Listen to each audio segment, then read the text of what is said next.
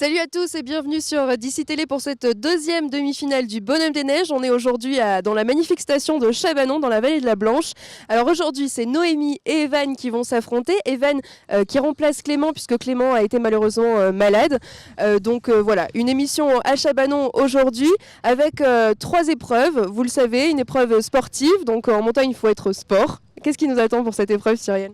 Il nous attend une petite épreuve de slalom raquette. Voilà, on a mixé un peu les deux. Donc ils vont faire une petite course en raquette, mais avec un slalom. Voilà. Bon, c'est une innovation. On va voir ce que ça donne s'ils s'en sortent. Et puis deuxième épreuve, c'est une épreuve de sécurité parce qu'en montagne, il faut faire attention quand même. Voilà, ils vont être équipés d'Arva et vont devoir rechercher un Arva enfoui sous la neige. Voilà, on va voir s'ils savent faire. Le premier qui le trouvera remportera cette épreuve. Et puis une épreuve sur l'environnement. Et là, je crois que c'est avec Toto, un sacré personnage. Voilà, on va aller rejoindre Toto à Chabanon, là, au parc animalier. Et il va nous faire découvrir un petit peu tous ces animaux. Et puis il va nous poser des petites questions à nos deux candidats. Et on va voir lequel des deux connaît le mieux les animaux de la montagne. Voilà, 3 épreuves qui nous attendent dans cette jolie station de Chabanon. Je vous propose tout d'abord de regarder leur portrait. Vous connaissez déjà Noémie, vous l'avez vu dans les précédentes émissions. Regardez son portrait. Chante, d'ici chante, toutes les chansons d'hier et d'aujourd'hui. Salut à tous, on vous donne rendez-vous ce vendredi à 21h30 depuis Montgenèvre. On sera les pieds dans la neige pour cette demi-finale de la saison 3 du DC Chante. On aura Caroline, Mélina et Fanny qui vont nous interpréter de superbes chansons dans un télécabine. Je vous promets, ça va être exceptionnel. On vous donne rendez-vous ce vendredi à 21h30 sur DC Télé depuis Montgenèvre.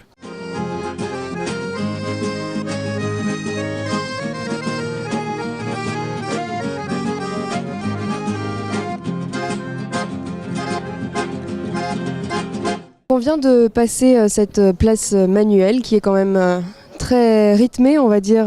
Il y a toujours beaucoup de monde sur cette place. Oui, vous le voyez d'ailleurs, vous le voyez, les téléspectateurs ne le voient pas, mais c'est la place la plus animée où tous les spectacles se font le soir. Il y a une gloriette là, sur laquelle vont souvent des orchestres pour animer, etc. Le bal du 14 juillet n'a pas eu lieu parce qu'il pleuvait, mais c'est toujours par là que ça se passe, quoi. Donc on est à l'angle de la place Manuel qui débouche dans la rue Grenette, qui est là derrière nous, dans cet alignement avec l'hôtel du Cheval Blanc. Alors la rue Grenette, j'en ai oublié la signification, mais c'est une vieille appellation, puisqu'à Grenoble aussi, dans le centre du vieux Grenoble, la rue Grenette est très connue à Grenoble. Et nous aussi, ici, nous avions notre rue Grenette. Je pense que c'est lié peut-être à des problèmes de stockage de grains ou de choses comme ça. Voilà. Et la petite rue qui est derrière moi, là, c'est la rue Saint-Dominique, parce que le couvent qui a été construit sur cette place, dont il ne reste que la tour du clocher, que le clocher c'était un couvent de dominicains. Le couvent a disparu, l'église a disparu, il reste le clocher qu'on appelle la tour Cardinalis. Voilà. C'est vrai qu'on s'y méprend, enfin même moi je pensais que... Je vous ai demandé tout à l'heure, c'est l'église. Mais je me rappelle avoir vu des commentaires il y a fort longtemps des Tours de France, quand ils traversaient la rue Manuel, ils disaient, nous sommes sur la place de l'église, etc., etc., les coureurs. En fait, non, ils étaient sur la place Manuel où il n'y a pas d'église. Mais le Tour de France avait traversé la rue. Ah oui, plusieurs fois. Il faut savoir que depuis que le Tour de France existe, ça doit être la 50 fois ils sont passés dans la vallée. 50 et quelques fois.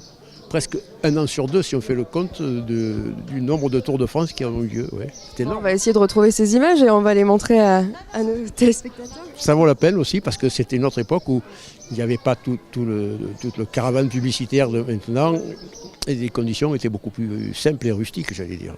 Allez, on regarde ces images.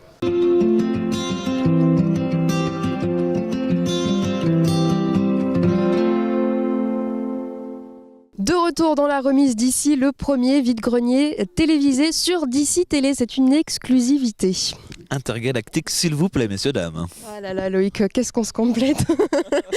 Bon, je vous rappelle, si vous voulez participer, 04 92 20 17 17 ou encore jeu@dici.tv. Vous venez avec les objets qui vous encombrent, dont vous voulez vous débarrasser. Et puis, on s'occupe de vous pour les mettre en valeur et pour que vous ayez le plus d'acheteurs possible. On continue notre petit tour. Moi, je voulais revenir juste avant sur le vide-grenier de Crau. C'est un des plus gros vide-greniers du département des Hautes-Alpes. Il y a eu lieu il y a quelques jours. Alors, je vous propose de revenir sur ce vide-grenier.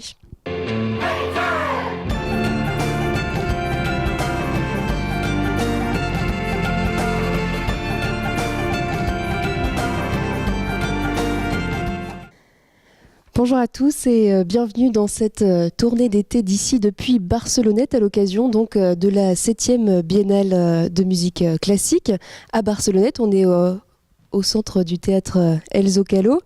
Yvan, bonjour. Bonjour Néel, je suis très heureux de vous accueillir à Barcelonnette pour cette 7e Biennale de musique classique. Alors, vous êtes l'organisateur de l'événement, mais également président de l'association Chant-Tubail.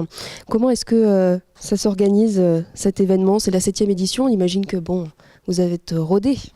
Alors déjà, il faut effectivement savoir que c'est une biennale, parce que organiser un festival comme ça toutes les années, c'est impossible. Nous, la chorale Chant-Tubail, nous sommes des amateurs. Toutes les années, on ne pourrait pas suivre. Le Gradus ad Musicam qui vient de Nancy, eux, généralement, ils viennent une année ici et puis l'autre année, ils partent à l'étranger.